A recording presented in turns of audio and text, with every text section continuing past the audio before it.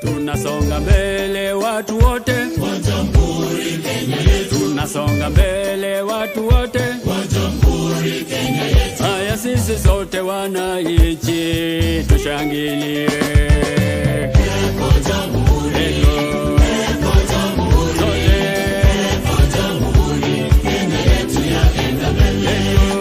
Eko Jamhuri, eko Jamhuri, eko Jamhuri Kenya yetu yaenda mbele. Mwaka wa 60 umefika, tangu Kenya iwe huru. mwaka wa 60 umefika, tangu Kenya iwe huru. haya sisi sote wananchi tushangilie.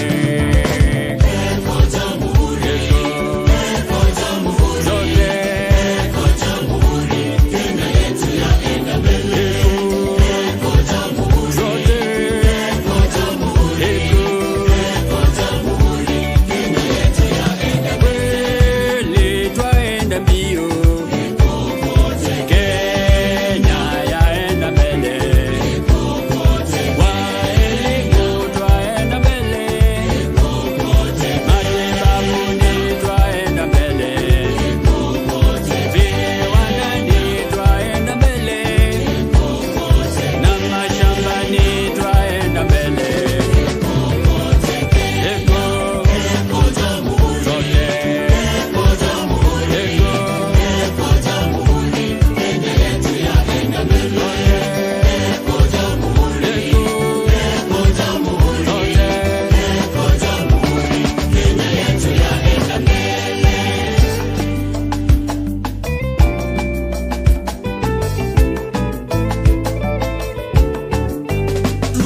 Tunajivunia Kenya nchi yetu, kweli yapendeza, kweli yavutia. Tunajivunia Kenya nchi yetu, kweli yapendeza, kweli yavutia.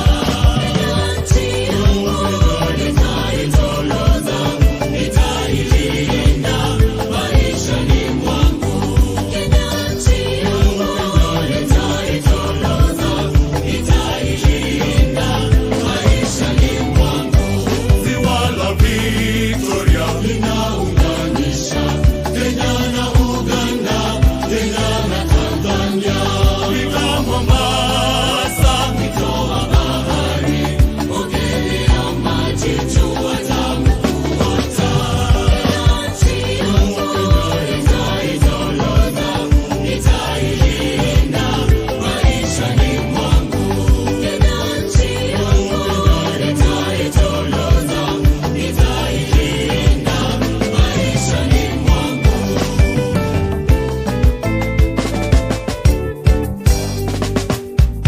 PPMC Production. Tushangilie Kenya, taifa letu tukufu, Kenya tunayoipenda, Kenya nchi tunayoipenda, Kenya nchi tunayoipenda. Twajivunia sana tukijiita wa Kenya, nchi yenye baraka, Kenya nchi yenye baraka, Kenya nchi yenye baraka.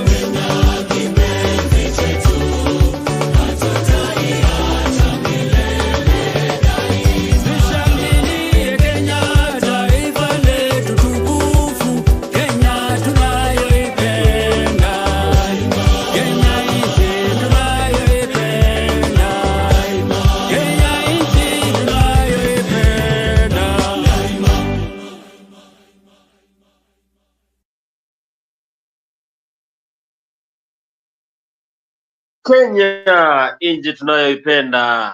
Hey, that is a very good song, and of course, as you know, that is the intro of Afrique 24. This is your daily political show that happens here every day from 10 p.m. That is East African time. And wherever you're following this conversation, either in East Africa, you're following this conversation from United Kingdom, that is UK, following us from United States of America, city of California, Atlanta, Georgia. Welcoming you for this show as we're going to discuss. This is a political talk whereby we're going to discuss some of the top stories that happened in this country as in the morning up to today. And of course, you know, what is happening in this country is there is always a tension that happens every day. Today we saw William Ruto inviting Gashagua's friends, allies into the state house. This is after Rigathi Gachagua was impeached, and after his impeachment, that is when you discover that maybe things might not add up the same way Gachagua thought. So the reason why we are asking here is, why do you think Gachagua friends were invited in the state house? And yet, you know, William Ruto is not an ordinary politician. He always thinks ahead. Do you think that he absorbed Gachagua friends so that he can he can make sure that Gachagua will not rise again? Because seeing Gachagua friends, close friends, into the state house is a big shock for those who follow politics in this country. So we're asking, is this a betrayal again for the honest man? Afrique 24, Facebook, Instagram, TikTok, YouTube, wherever you are following this conversation, we welcome you, and you can share your ideas through the comment section, through the link that I'm going to share there. Join us and tell us where you're following this conversation from. It's a big day, and of course, it is on Tuesday, November 12, 2024, where you're following this conversation from. And before we move on, there is a fight on who is going to replace Raila Odinga. You saw Baba Wino Bay stopped by the ODM leaders after he said that he's the one who is capable of taking over this leadership from Azimio, and that is from Raila Odinga after Raila quitted this local politics. Yes, there's a new era that is loading for the ODM members, and they want to get someone who lead that political party. Chair already has been given to Gladys Wanga, the governor of Homa Bay. A lot of things, and of course, the increase of term limits for presidents, as proposed by Senator Cherargei, is also raising a lot of concerns by people of Kenya and also members of parliament. There are a lot of reactions on why the term limit should be increased. Yet the 55 years that we have been having has been a tough problem for the politicians in this country. Again, the SHA and SHIF earning funds and also moving from NHF to SHA has raised a lot of concern. Today, we saw the parliament eating.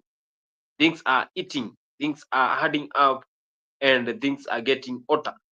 Millicent Omanga has been appointed, but she rejected that offer from the president. You go, William Ruto still is appointing a lot of people so that they can join the government. It is said that William Ruto is one of the loyal followers. Ruto is one of the people who will reward you the same way you supported them. You saw during the ICC campaign whereby he was supported by Kiduri Kindiki, and now you see it has just gone in a zigzag way until Kiduri Kindiki becomes the deputy president after the impeachment motion, where the honest man from the region has been impeached. That is William Ruto. Still, you saw today a lot of people have been appointed in the government offices, the likes of musician and former Stare MP, that is a Jaguar. And Kenyans are asking, why do we have this kind of changes? And of course, you have seen some of the public servants and also people being punished because of corruption. I've seen one of the government officials being sent home for 3 months compulsory leave so that they can investigate the kind of corruption that is happening in the sector. Again, you saw the COTU SG, that is Francis Atoli, said that he really supports William Ruto and his government. He said that William Ruto is one of the leaders who will change this government. And whenever a rule is proposed, then that is where you see people going ahead and trying to stop it. Is this a big change? Because, Atoli has been a big supporter of Raila Amolo Odinga for a long time. And still now it's like giving a U-turn, and supporting William Ruto. You saw the JK Live, whereby he said that he did not confess that Ruto will not win the election, but he won the election. After winning the elections, he changed his mind. That is Francis Atwoli. Also, we have seen a motion whereby it's like Didi Nyoro might be impeached. Didi Nyoro might be taken home after what we saw today in the Senate and also in the Parliament. Things are getting hotter every day. This is Kenya. William Ruto still held a meeting today, and Kithure Kindiki today held his official meeting, and also he gave orders, and having as the first time chairing that meeting as the DP, then Kenyans are asking, do you think that he is the best man to replace Gachagua, or this is just a matter of time, and after a few days, then he will just quit? What we're asking, Gathoni Wamshomba still today, there was a lot of chaos in the parliament, whereby she was responding to some of people who are saying that it is the end time of Mount Kenya region. And of course, you saw where yesterday during the show where Ketu Orguru said that whoever is trying to intimidate the Mount Kenya region, whoever is trying to divide the Mount Kenya region, then this is not the high time that you do this, because Mount Kenya is a united party. It's a united region. They are trying to make a region that will give peace, and the impeachment of Gachagua will not only sum up the Mount Kenya as a bad region. That is Kate Waruguru, and she is one of the loyal followers. Gachagua still is fighting back so that he can win the hearts of Kenyans. And you saw what he said during that church congregation, whereby he said that the youth should now register as voters. The Mount Kenya is ready to come back stronger. Will the court allow Gachagua to come back and vie for a political seat at any point? If the court will give him that rule, then we are waiting to see what is going to happen. Is he going to be given that pathway to vie for any political seat after the impeachment motion that was tabled by Mwengi Mutuse and is now impeached DP, that is Rigathi Gachagua? Where are you following this conversation from? And as you join us through the comment section there, join us through Facebook, Instagram, Twitter, YouTube. We are live. You can join Afrique24 and give us your ideas. What do you think that Francis Atwoli is turning to be a person who cannot be firm with the decision? Because you remember during the time when he supported Raila, now he said today that he supports William Ruto government in any way. And you have seen Kenyans in the X trying to raise concerns why Atwoli is still there, very hard. And also, he is not making a decision that will pepper Kenyans. When Kenyans are rejecting the government, Atwoli is still there, trying to give them the support. Yes, joined by Alex here. You can give us your opening remarks. You turn on your camera, please. Sorry for the inconvenience, Bonnie. I am not somewhere where I can be clearly seen. So if I turn on the camera, you'll just see darkness. Sorry for the inconvenience. So what was your question again? Bwana asifiwe. Bonnie, can you hear me? Your Excellency, the second Deputy President Rigathi Gachagua, and our second lady, Mama Dolcas, Mama mchungaji na rafiki yetu Bishop. Kanisa wa Bwana, Bwana asifiwe. Ageithie yugo ko mutukenagia muno. Jitikiria twarie Gikuyu fio twe mucie. Bishop, mambo ya matibabu pale nyuma tumekuwa na matatizo na NHIF. Saa hizi NHIF iko na deni ya bilioni 30 ya facilities ya Kenya ambayo saa hii inang'ang'ana kulipa. Kwa sababu ile ilikuwa na shida ya kwamba services wana provide ni ya pesa nyingi kuliko ile pesa inapatikana kupitia hiyo program. Na ndio tumetengeneza sheria mpya. Na mimi nashukuru wabunge. Tumetengeneza 4 new pieces of legislation ili tusimamie mambo ya matibabu ya Kenya. Just imagine, kuna watu ulikuwa unaenda hospitali, uko na kansa, uko na diabetes. Daktari anakuambia, sasa wewe, hii kansa mahali imefika, huna pesa ya kuendelea na matibabu. Wewe enda nyumbani, ungojee kifo. Ninyi mnaona hiyo ni ungwana kweli? Ati kuna mtu kwa sababu hana uwezo anaambiwa sasa wewe kwenda nyumbani ungojee kusafiri. Tumesema Kenya hii tunataka kuweka usawa. Mtu mwenye ako na uwezo na mwenye asiwe na uwezo, hakuna mtu anaenda kutafuta ugonjwa. Kuna mtu hapa ana apply akuwe mgonjwa?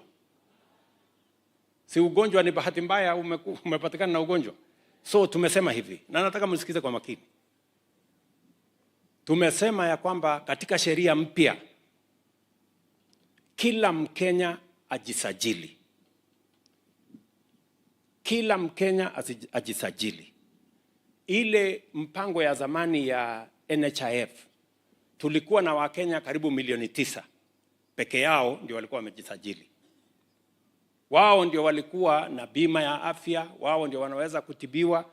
Nyinyi wengine, nyinyi wote mlikuwa mnahangaika hapa harambee, tufanye harambee kona ile, sijui tufanye nini kona hiyo. Nyinyi mnataka tuendelee kufanya hii harambee ya chini chini hapa na wengine wanapata matibabu kwa sababu wako na uwezo? Hapana, that's not what we want.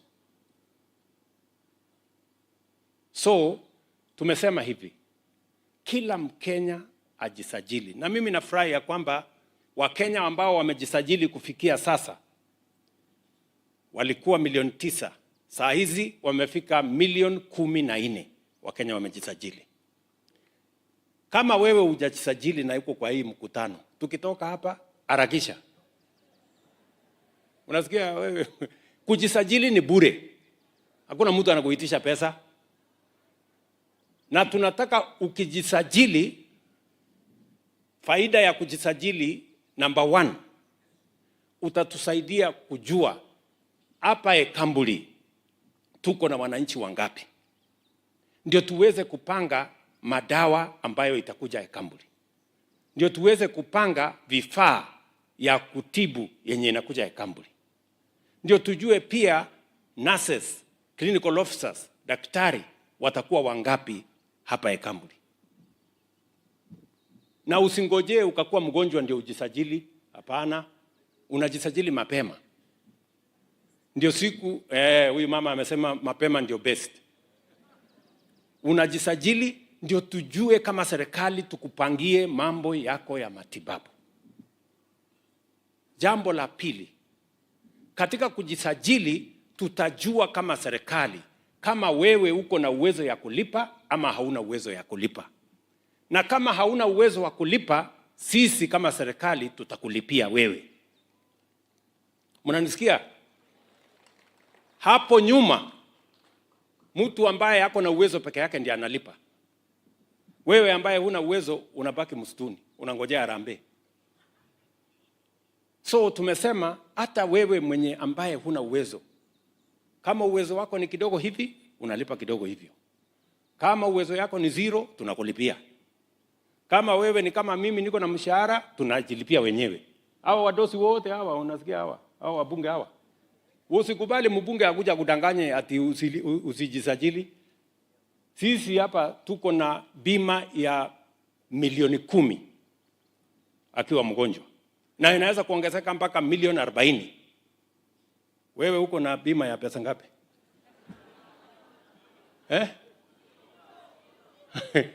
Sasa wewe uko na bima ya zero na hutaki kujisajili ndio tukusaidie, unapiga kelele. Yes, that is William Ruto, and of course he was speaking about the SHA. Kenyans are raising concern eyebrows because of what happened after the shift from NHIF to SHA, and of course they are saying that this SHA is only favoring people who are rich. This SHA is not even giving room for anyone who is not having money. And yet he's trying to explain how this SHA will help people who are poor, who doesn't have salary, who doesn't have anything to pay. That the government is going to know the number of people in a certain region, the people who have registered as members, and then after they do their analysis, then they are going to pay for Kenyans. And yet you have seen, I've seen in social media whereby there was a certain mzee who was crying, saying that he has not been given that support. He was shifted from NHF to SHA, and SHA needs money. He was pleading for almost 5 million so that he can get that treatment. Kenyans came together through Sisi kwa Sisi, and they started contributing money so that they can help them Mzee. Because Mzee was seen crying in the street after what happened. He went to the hospital and he was asked to give money so that he can be treated, and yet he asked nothing. So he was captured in a video whereby he was crying, asking William Ruto why he did this to the Kenyans by shifting from NHF to SHA. So do you think that William Ruto has explained this model in the right way? Are we going to have this SHA covering any person who doesn't have money, who doesn't have employment, someone who is struggling to get money? This SHA going to give support when it comes to health, and also supporting Kenyans who come from a very poor background. And of course, as you have heard, that this thing is really affecting people who are poor. Ruto is also saying that this SHA will benefit people in all dimensions. So you go there and register. No, I'm not trying to say that you should register, but the president has said that you should go and register so that they can know a total number of people in a certain region. If it's northeastern Kenya, if it's central Kenya, if it's southeastern Kenya, then they will know the number of people there. So if they are trying to distribute medical facilities, then they know that a certain region has more people than the other region. So do you think that this is the right thing? This is the right direction that William Ruto and his government are taking? And of course, you know, the Uda government is also saying that they are going to make sure that the Kenyans are going to get the best treatment when it comes to these health facilities, moving from NHF to SHA, and also giving them that support when it comes to financial. If you are affected by a certain disease, for example, kidney failure, for example, you have liver cirrhosis, for example, you have the cancer, then the government is going to pay for you. Have you seen any case whereby someone has been catered for by the government? That is what we're asking. Is this the right way the government is taking so that they can protect the people of Kenya? Do you think that this is the right model, Alex?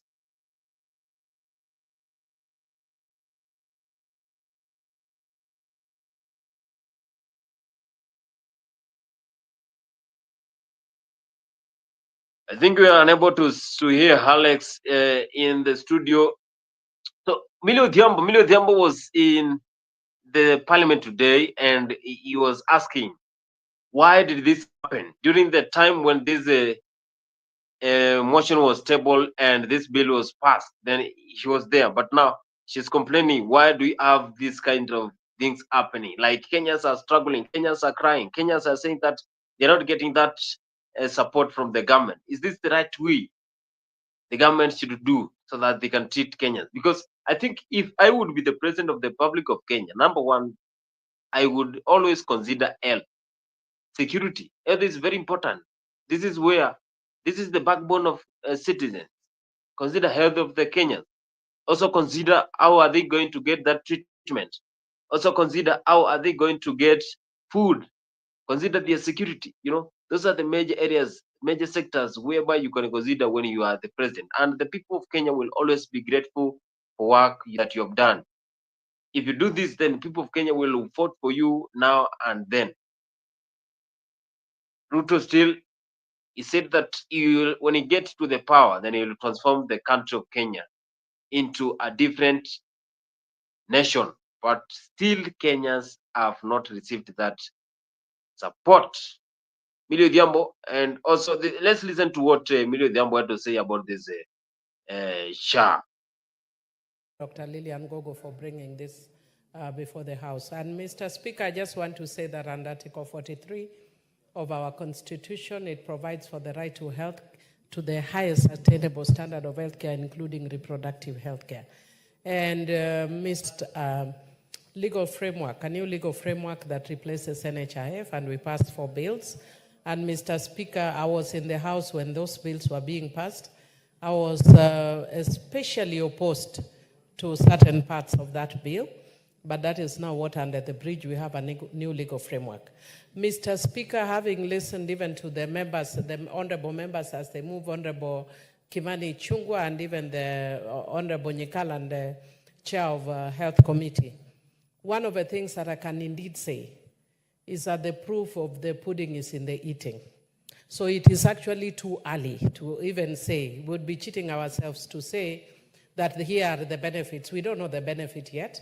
If you are an excellent person at monitoring and evaluation, you cannot say within a month that we can see the benefits. So yes, we will probably see the benefits much later. However, we can see photos of people who are in hospitals who are struggling to access health care. Those with renal issues, those who are cancer patients.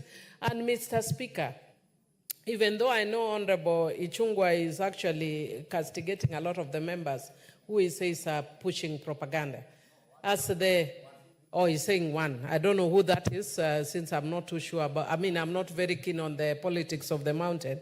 But Mr. Speaker, what I want to say is that we need to acknowledge that there are very serious transition issues over this. And Mr. Speaker, if we lose a life, we can never regain it. I have a person who is very close to me who is undergoing cancer treatment right now and will not receive any treatment unless there's pre-authorization of payment. And Mr. Speaker, if me, I'm at the place where I am, maybe because they are able to do that, because we, for different factors we can. But the cries we are getting from our own constituencies, the cries we are getting from ordinary Kenyans is telling you that there's a huge problem with the transition. And this transition was not done efficiently. What I would want to encourage the chairman of the Committee of Health is, one, please do a kamkunji for members of parliament. I am a lawyer and I was here when this was passed. And a lot of us would want to sit here and pretend that we understand and know. Me, there are a lot of things I don't understand about this, and I passed this law here. What about ordinary Kenyans? Do an urgent kamkunji for members of parliament so they understand what this new system is all about. Number 2, we need to actually stop most of the things we are doing in this country so that members of the public understand and know how they can access healthcare.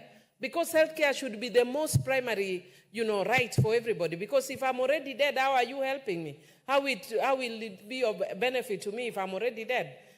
Even if you were to compensate, I will already be dead. So really, I think we need to take this issue more seriously than we are. Let us listen to the cries of Kenyans. If the health system is not working, a lot of the poor people can't access healthcare system, there is a problem. And Honorable Majority Leader, please listen. Please, the transition is not working well. Please take this and inform whoever needs to be informed that they need to take urgent action. The transition is not working well. Thank you, Lillian, for bringing this. I would request we speak for not more than 3 minutes so that as many of us as possible contribute. The Honorable Omboko Milemba. That is Millie Odhiambo. Millie Odhiambo, she is saying that from a point of view, this motion was tabled in the parliament, and most of members of parliament, they don't understand what is SHA. What is SHA? And yet they passed it. So she's saying, Kenya, if the members of parliament cannot understand what is SHA, what about the Kenyans? What about the ordinary Kenyan who doesn't know what is SHA, even the meaning of this SHA? Someone who doesn't have access to this SHA. If the members of parliament cannot understand what is SHA, she's saying members of parliament should be educated. They should be given that awareness about the SHA, and that is the only way that this SHA will benefit every Kenyan. Because any member of parliament will go to the constituency, try to educate his people in the constituency level, and that is where this SHA will be effective in this country. And also, she is also saying that a lot of Kenyans are in hospital trying to pay a lot of bills because they are not able to afford. She's in contrary to what President said. President said that they will pay for people who are poor, who doesn't have money to pay for any kind of sickness, because the government will be able to know this person can pay or this person cannot pay. Millie Odhiambo is saying a lot of Kenyans are lying in hospitals. She also gave an example of a very close friend who is suffering from cancer, and since at any point they can pay, then he is seeing a lot of danger when we are shifting from NHF to SHA. Ruto is promising Kenyans that this SHA will be effective. This SHA will provide a very good support for the Kenyans. This SHA will be the best for the Kenyans. Something that is contrary to what Kenyans are even asking. Kenyans don't understand what the SHA and what this SHA is. So if you're following this conversation, you can tell us and you give us your comment there through the comment section there. And do you agree that this SHA is best when you compare it to NHF? That is all about the SHA that is causing a lot of debate in the country Kenya. Also, that is Francis Atwoli today. Before we go to Francis Atwoli, we also had Gathoni Wamuchomba in the parliament today, and she was really defending the Mount Kenya region because, you know, Mount Kenya region is one of the areas that has been affected after the impeachment motion whereby Gachagua has been impeached. Gachagua is not now the DP, and since Gachagua was impeached now, we don't know who is going to be the next kingpin of Mount Kenya, because, you know, Kithure Kindiki comes from Tharaka Nithi. Tharaka Nithi is in Tharaka Nithi County and close to parts of Meru. So Mount Kenya region, the entire Mount Kenya region, the likes of Nyeri, Kirinyaga, Karatina, the likes of Murang'a, the likes of Laikipia, the entire Mount Kenya region. On leeward and windward side, Mount Kenya is not represented. And, you know, it stretches to Naivasha, Nakuru. You know, those are areas where you'll find the Mount Kenya region stretching. And that is the Kikuyu nation. Let's take a look on what Wamuchomba said, because, you know, Wamuchomba is one of the leaders who has been fighting William Ruto government for a long time. He even said that William Ruto has been trying to get her, but still he cannot get her so that he can lure the Kikuyu nation. That is Wamuchomba. She has been firm on decision that she has been making. She has been defending his own people, and she's a member of Githu Guri, Gathoni Wamuchomba. But I was informed that she had done that before me, so she was given the precedence, and I appreciate. Mr. Speaker, I personally went to various hospitals after I got a lot of calls from my voters on matters to do with the denial to access to health. I went to 2 hospitals that are mission run, 1 public referral hospital and 1 level 2 hospital. And I interacted with the patients, and I gathered there is a big problem. Whereas we sat here, like Majority Leader says, and we passed these laws, personally I did not pass them because I had issues with one of them. We must appreciate that you don't bring a new law and rush to implement the law without involving the stakeholders.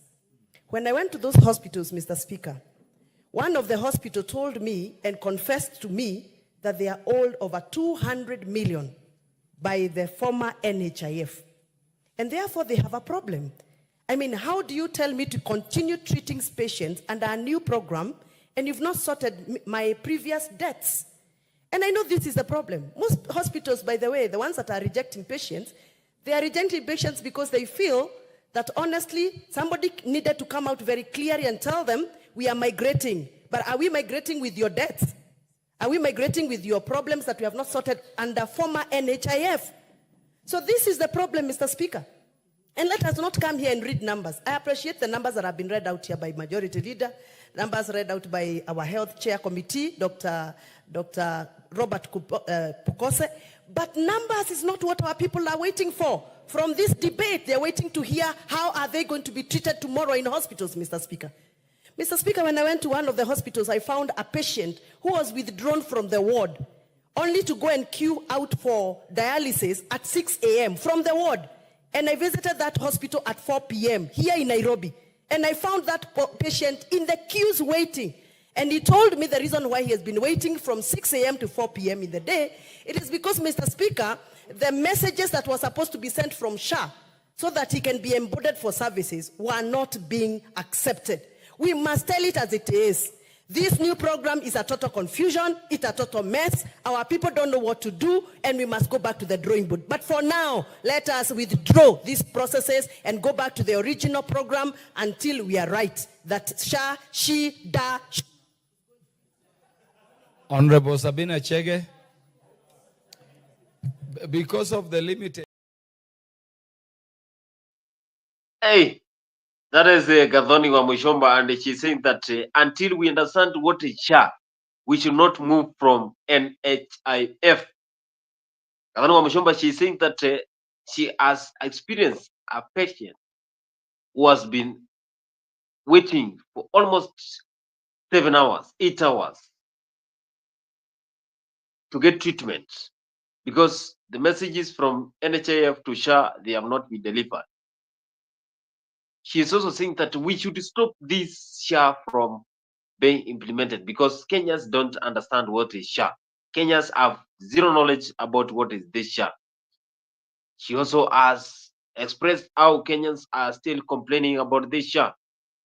So do you think that the SHA is the best thing that can happen for this country so that we can try to treat Kenyans in the right way? Because, you know, a lot of Kenyans, you know, if we have best health facilities, then Kenyans will always be in a good posture. Kenyans will be happy. But now, you know, SHA, since it was introduced, now we have almost that is almost one month after this SHA was introduced. And the Kenyans were saying that you are being registered automatically, even if you have not gone to register.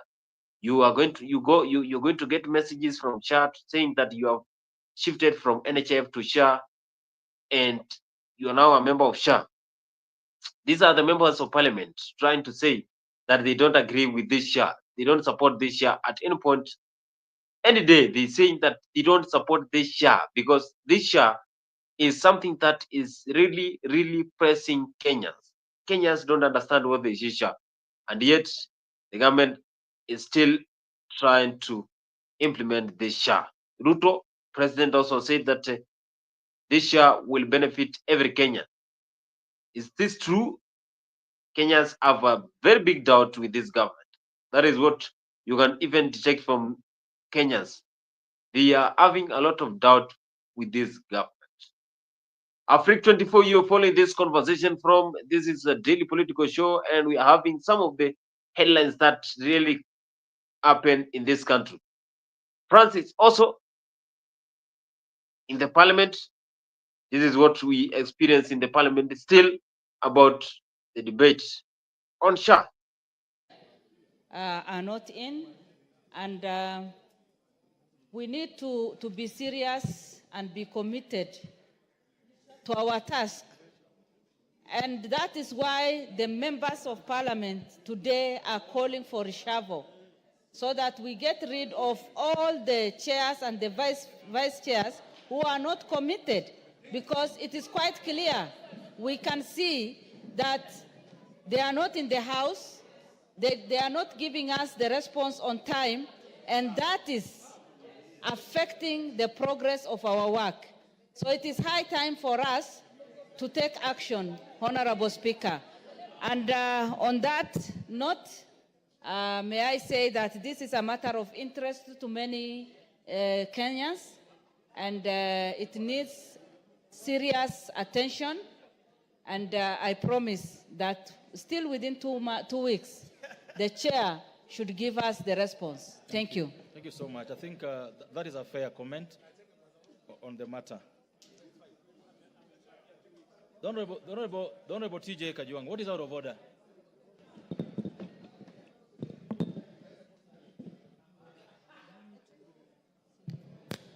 Mr. Speaker, sir. Mr. Speaker, sir, am I audible?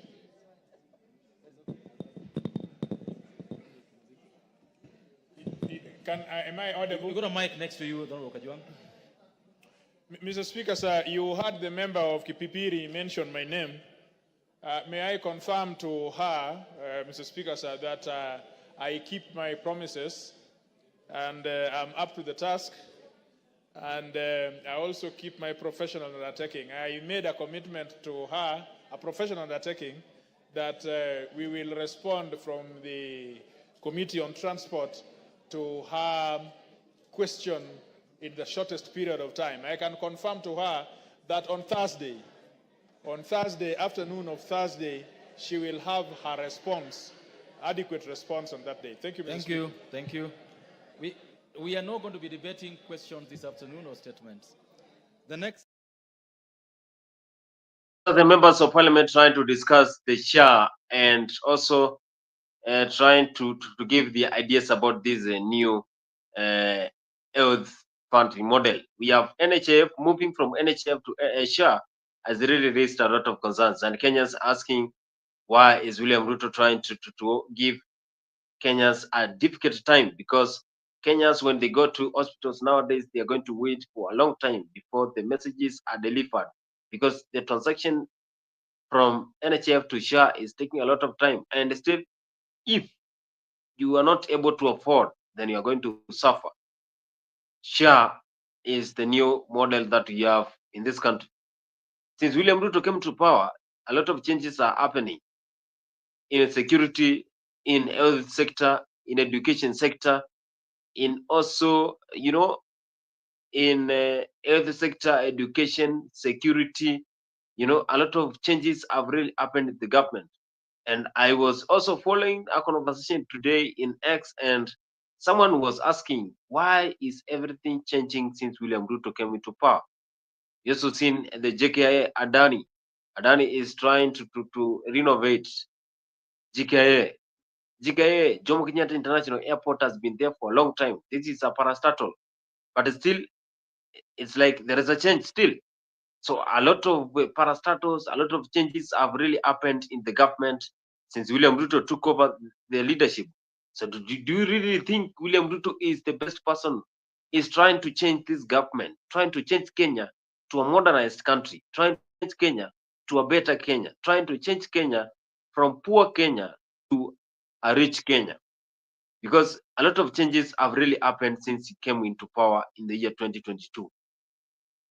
In which Gachagua was still there, but he said that during the Adani launch, he said that he told the president that Kenyans don't want this Adani. Kenyans don't want the increased corruption in this country. That is the impeached former Deputy President Rigathi Gachagua. William Ruto government, now he has been joined by Kithure Kindiki. We are waiting to see whether Kithure Kindiki will one day act contrarily, or will one day confront, one day tell William Ruto that this thing both you're doing is not the right way. Same way Gachagua used to do. But they're saying Kithure Kindiki is a yes man. That way they will have easy time. That way William Ruto, anything he tells him, then he will agree. This is a Francis Atoli. Francis Atoli is the SG of Kotu. He is saying that he really supports William Ruto and his government. He's saying that he is happy for William Ruto because he will transform Kenya into a modernized country. We're asking, do you think that William Ruto is transforming Kenya into a modernized country? Do you think that William Ruto is doing the best thing so that he can transform Kenya in the right way? Afrique24 following us in the comment section there, YouTube following us in Facebook. You can go there, like, comment, and subscribe to Afrique24. This is a political discussion here. You can also join the conversation through the link that I'm going to share there, and also give your ideas about the current happening in this country. Do you really think that William Ruto is transforming this country? Do you think that this is the time Kenya should have these kind of changes? This is Francis Atoli. I want us to listen to what Atoli said before we take away on it. Kitu nataka kuambia rais, sisi tutamsaidia, lakini ile vita yeye iko nayo ni kubwa. Vita ya kwanza, atusaidie kubadilisha katiba ya Kenya. Kwa ajili katiba ya Kenya, rais anataka kutuletea mradi wowote, watu wamekimbia kotini, wanasimamisha. Na ni serikali, a national project. Mtu akikuua saa hii, anaenda kotini, anapatiwa bond, anakuja anapita kwa matanga, wanasema mimi ndio nimeua huyu. Lazima tutamsaidia na tusaidie kwa mambo mengi. Turudi kwa katiba yetu ya sasa, tuangalie vipengele hivyo. Kuna vingine ambavyo vitakuwa vinamshika mkono mpaka miaka 5 ikwishe kabla atajengea kitu chochote.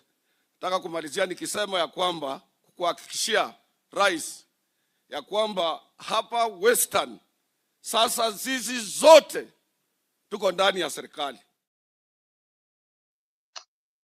That is Atoli. Atoli is saying that they want to change the constitution of Kenya. Atoli is saying that it is that time they change the constitution of Kenya.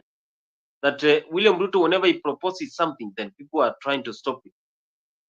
It's now like Atoli has joined William Ruto permanently. In the comment section, I can see Gibbs Icona is saying that why are they debating the SHA and SHIF meanwhile people are dying in hospitals, private and public hospitals? Ruto loves projects. Yes, Ruto loves projects because you have seen how he has really given Kenyans a lot of changes in terms of health, education, agriculture, infrastructure. He has done that. Do you think that Atoli has betrayed Kenyans? You know, Francis Atoli is saying that in Western region, you know, those are some of the areas whereby they are strong also of Raila Amolo Odinga. Even during the 2022 election campaigns, you saw how Raila Amolo Odinga collected a lot of votes from those areas. This is Atoli. Atoli is a big person in terms of politics and also in terms of governance, saying that William Ruto should be given time so that he can transform this country from poor to the modernized, to the rich country. We are asking here, do you really think that William Ruto is trying to change Kenya into a developed country? Do you think this is true? Then you can join us through the comment section there. And also you can also join the studio and share your ideas. Share your stories about Afrique24. Francis Atoli saying that William Ruto should also change the constitution is something that has really raised concerns by Kenyans. And this is what we all ask to say. Because, you know, Gachagua has been impeached. And he's the one who really wanted Kenyans to be served in the right way. Earlier, there's Azimio Umoja coalition had a meeting in Homa Bay, and Raila, after he has been given that pathway to join AUC chairmanship, the fight is still on who is going to replace Raila Amolo Odinga. I have also seen today in the social media whereby people are really commenting on Gladys Wanka, Babu Wino, and the Edwin Sifuna pages. Kenyans always attack from the morning. They attack from the morning to the evening. They are attacking now on Baba Raila Amolo Odinga joining AU chairmanship. They are saying that Agwambo will not win. So if he will not win, then he will just come back and fight for any presidential seat in 2027. So if he has joined the government, will he act contrary to William Ruto, who is really campaigning for him to join AU chairmanship? Yet, the only people who are going to vote for him are the president of the continent of Africa. This is what Raila had to say during that congregation. I was really following on the speeches from Raila, Baba Wino, Edwin Sifuna, the speeches from Hassan Joho, Gladys Wanga, Oburu Odinga. Those are the kind of leaders who were there during that ceremony that was held in Homa Bay. Raila Amolo Odinga and his brother, they spoke. Homa Bay, Asego Kanyada. Leo niko na shughuli mingi zaidi. Nilifika alfajiri leo kutoka Addis Ababa. Na nikawa na masaibu hapa na pale. Ikawa kulikuwa na tashwishi ya kama nitafika. Lakini nikamwambia mama Gladys Wanga la kwamba nitafanya juu chini nifike. Ili niwe na hawa watu kwa mara ya kwanza. Hii ndio mkutano wetu mkubwa baada ya muda mrefu zaidi. Baada ya sisi kufanya mabadiliko katika uongozi wa chama chetu. Ndio sababu nilisema mpaka nifike. Ili hapa leo tumuinjishe dada wetu, mtoto wetu, Gladys Wanga kama mwenyekiti wa chama cha ODM. Wengine wanasema ati wanawake hawawezi. Yule ambaye anasema wanawake hawezi ni mshenzi. Yeye ni mjinga. Muulize yeye alizaliwa na nani? Alizaliwa na nani? Yule kitu ambaye anajua ni mama. Baba hawezi kuwa na hakika. Sio? Na kazi ya baba kwa mambo ya uzazi kidogo sana. Sekunde moja tu kisha. Sio? Akishafanya hiyo sasa mama ndiye anabaki na shida. Mwezi wa kwanza, mwezi wa pili, mwezi wa tatu, sangine unaona sangine kisha inauma sangine tumbo imechafuka, anatapika, sangine upande nyingine kuna damu inatoka, mpaka namna hiyo sahili ya kuzaa ndio ile utungu kweli kweli. Lakini kishazaa namna hii sasa ni furaha. Sasa baba anakuja, jina ni nani na kadhalika, sio? Alafu sasa mama ndiye ananyonyesha mtoto, baadaye sasa anaanza kuweka mtoto anaanza kudema, baadaye anaanza kutembea na kama mtu mzima. Baadaye anakuja kusema ati mama tu, ati msichana mwanamke tu. Pumbafu huyo jamaa ambaye anasema mama.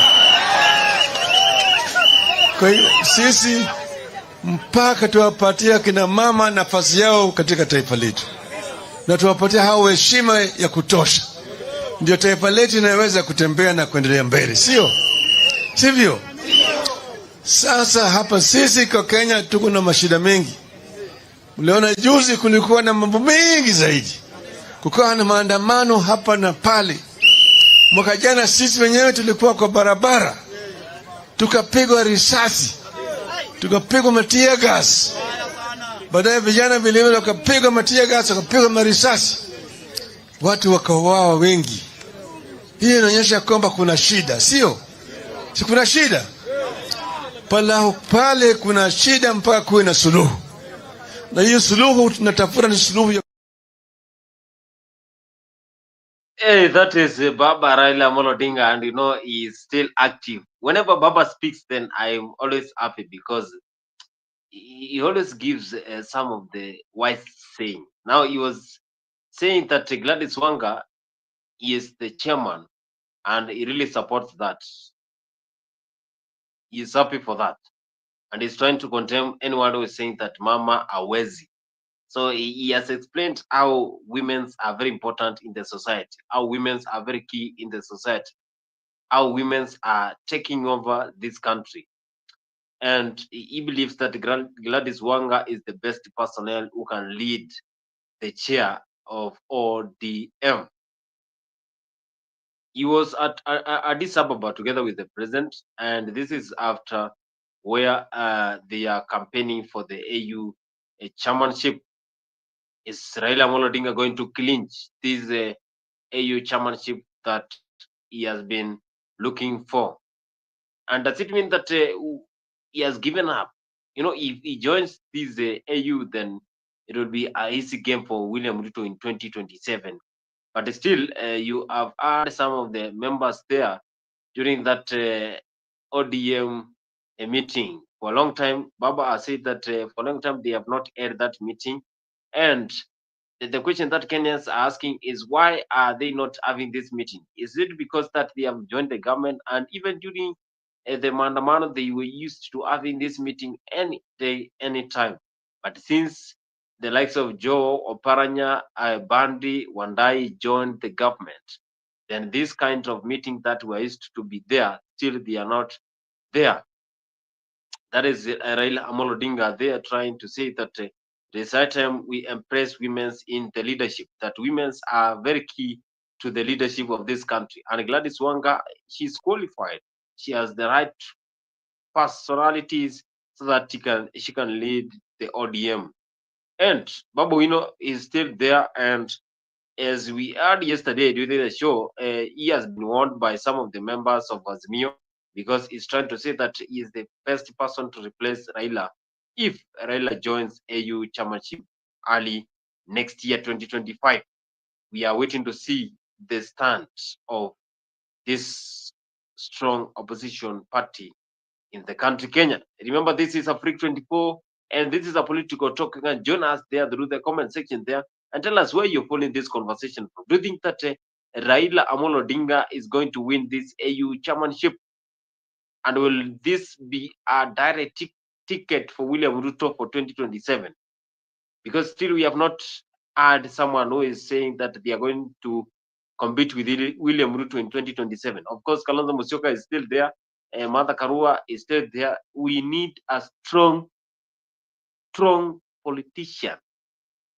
When I mean strong politician is because William Ruto is very wise. William Ruto is very strong, and he understands what he wants. And then if we get a weak politician, then he's going to come back as the president for the second term in the Republic of Kenya. And also gives a corner saying that Ruto is creating alliance party joined by Mudavadi and Raila. That is William Samoei Ruto. Ruto is claiming that he is creating that alliance party because you even heard the governor of Uasin Gishu, that is Natembeya George, saying that Mudavadi and Moses Masika Wetangula, who is the Speaker of the National Assembly, and Mudavadi is the Prime Cabinet Secretary for the Republic of Kenya. Then these are the people who have really, that was a speech from George Natembeya, that these two people have not represented the Western region in the right way. And it's that time that Western region makes sure that they are going to get a leader who is going to represent them in the government, who is going to make sure that the Western region has been recognized in the government. So William Ruto is absorbing every person who is a big threat when it comes to politics. But we are waiting to see. Still, Gachagua has not been given that authority to buy that ticket to vie for political seat in 2027. So who is Gachagua going to choose as the running mate? Because he understands now the secrets of this government. Maybe it will be a walkover for the right honorable former deputy president of the Republic of Kenya, who served from 2022 to 2024. Mimi sitakubali kuserve another politician. I'll only serve my people because I believe that one is a calling. Elewa watu yako wanakaa namna gani. I'd rather Mzee Olunga akuwe happy and nianoi Mudavadi ama Wetangula, I don't care. Lakini mzee wa chini akuwe nini? Happy. That's our responsibility. Those guys can take care of themselves. How do you do an agreement with the president or the candidate and you say tutapewa kiti ya speaker, alafu unasema tukipewa kiti ya speaker mimi nipewe kiti ya speaker, and the moment you are given that you forget all about the other things? Do you believe all of us in Western tutakula kiti ya speaker hiyo? That's for you and your family. The things that matter to us, ile miradi zingine za barabara, za maji, za basari, za kazi ya watoto wetu, those things matter to us because they touch everybody. Sasa mkiniambia mimi niheshimu Wetangula, he has to earn my respect. Kuniambia ni respect Mudavadi, he has to earn my respect. Na mahali tumefikia watu wangu, I want you to understand that hii mambo ya kubadilisha our status in life is in our hands. Just wake up, go and vote. And this time vote for yourself. Angalia maisha ya watoto wako, unakaa namna gani kwa boma yako. Enjoy jengilamo, singoso, bulolo, sinda, kama monywe, na luzini. Chimbeba, kama zili, chisusi. Those are signs of poverty. Go and say, I'm voting for myself this time round. Na watu wanasema hawapangwingwi. 2027, the Luya nation itajipanga. Itajipanga vizuri. That is George Natembeya, the governor of Uasin Gishu, and he's saying that 2027 they are going to stand firm. 2027, the Luya nation is going to be represented. Luya nation has been away from the government because Moses Wetangula and Mudavadi are there, but it's like the Luya nation does not recognize these two, and yet they are top politicians in this country. They have not represented the region in the right way. Gives Sekone saying that they are worried about Gachagua's new party. Yeah, of course, you saw Kithure Kindiki, who was the Deputy President of the Republic of Kenya. Yesterday, he was given that position as the leader of that party because he's now the Deputy President. Kenyans are still worried, by the way, because if at any point Kindiki will not work and will not please William Ruto, will William Ruto impeach again Kithure Kindiki? Is Gachagua the worst person who has ever, the worst deputy president who has ever worked for the Republic of Kenya? Just asking here in Africa 24. You can join us and tell us where you are following this conversation and why do you think that this is the best person to work with President William Ruto. And of course, this is a political talk, 60 minutes headlines here. We're trying to discuss some of the top stories here in Africa 24. As we head on a lot of things that happened in this country, discussing some of the top stories here in Africa 24. And if you're following us for the first time, then you can go there, like, comment, and subscribe to our YouTube channel. Comment and also share our live. That is the only way you can support this channel.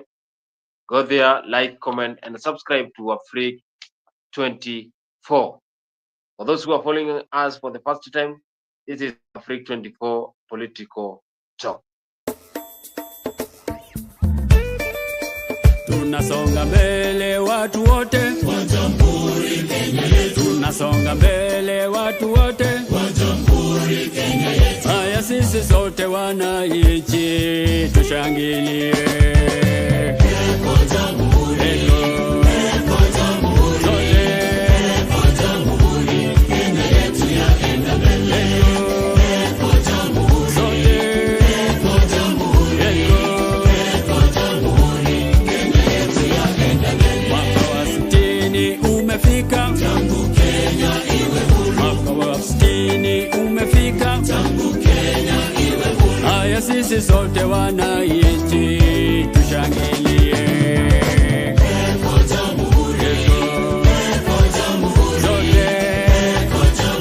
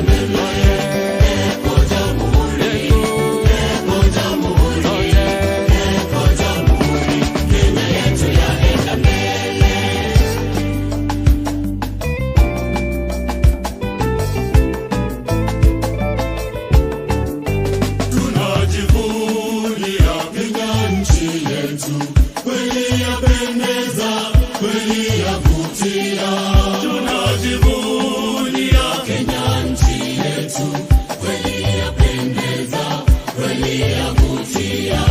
Kenya nchi yangu, nitaitoloza, nitailinda maishani mwangu.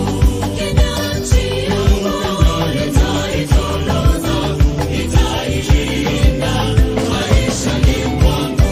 Ziwa la Victoria linaunganisha Kenya na Uganda, Kenya na Tanzania. Fika Mombasa, mito wa bahari, ogelea maji, jua tamu kuota. Kenya nchi yangu, nitaitoloza, nitailinda maishani mwangu. Kenya nchi yangu, nitaitoloza, nitailinda maishani mwangu.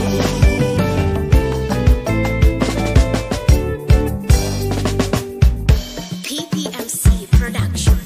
Tushangilie Kenya, taifa letu tukufu, Kenya tunayoipenda, Kenya nchi tunayoipenda, Kenya nchi tunayoipenda.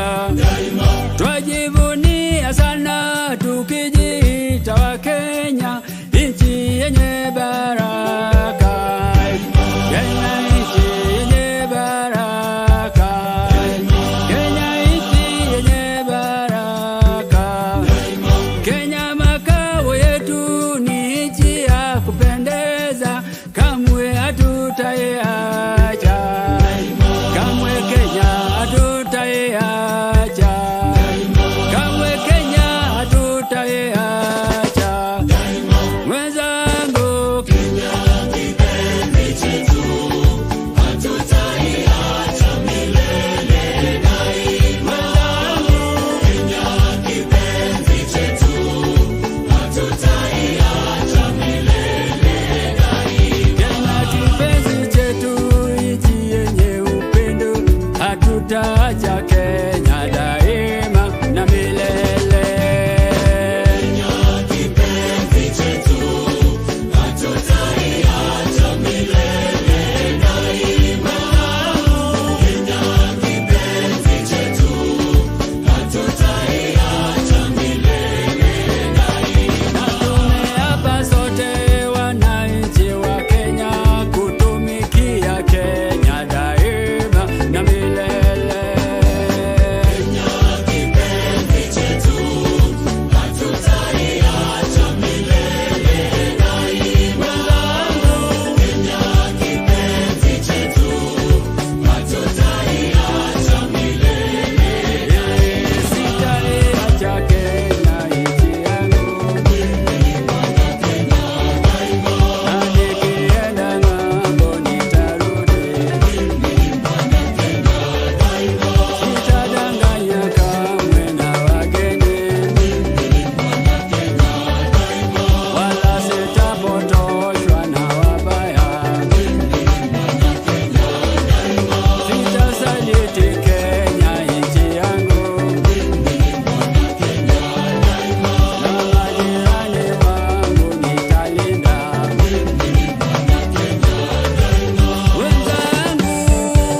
Wenzangu, Kenya kipenzi chetu, hatutaiacha milele daima. Kenya kipenzi chetu, hatutaiacha milele daima. tushangilie Kenya, taifa letu tukufu, Kenya tunayoipenda, Kenya nchi tunayoipenda, Kenya nchi tunayoipenda.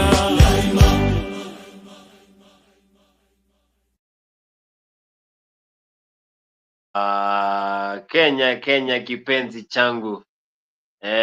Kenya kipenzi changu, hatutaiacha milele daima. Gibbs Corner. I know you have enjoyed that one. That was a very wonderful song here in Africa 24 as we are coming to the end of the top minutes headline here in Africa 24, discussing some of the top stories that happened in this country in terms of political dimension. And of course, as you know, moving on from the politics in this country, as you know, is a mind game in this country. You know, every day is a new change. Every day you have to experience a political evidence that you will always stay wise when you are joining politics. If you are not wise, then you are going to lose it. That is politics in this country, Kenya, and either you go hard or you go home. Yes, that is Gibbs Ekone saying that this is a lovely song. Yes, we have a lot of lovely songs. I will be cooking some of the songs for the Ukambani region. Ukambani region, you will be hearing some of the top songs from the Ukambani region. And before I just end my top stories here, I want to say that it is now international break. We will not have Premier League, Bundesliga, Italian Serie A, Spanish La Liga. We will not have those leagues in the European countries since we have international break. We have Africa Cup of Nations qualifiers in Africa. We have a World Cup, CONMEBOL World Cup in South America. We have UEFA Nation League in the European countries. And, you know, those are the kind of competition that we are going to have in the next 1 week. So the Premier League takes a break, you know, the standing. And I am very sure Gibbs Ekone, with his loyal support for Liverpool, he is very happy. Liverpool, led by Arne Slot, they are on top of the Premier League with 28 points after 11 outings. That is the Arne Slot side. I have not much to say. And before I end the show, if you have not subscribed to our YouTube channel, please like, comment, and share. Meeting here same place, same time. We discuss. We have a lot of news in our YouTube channel. There you can go and watch some of the happenings that we had in this country. There you go, watch, and you will enjoy. That is something that you will always enjoy if you are following Africa 24, because a lot of good stories are uploaded there daily, on a daily basis. I want to say thank you so much, Gibbs Ekone. Thank you so much, whoever joined this conversation. And we meet here same place, same time, as we discuss more about politics in this country, Kenya.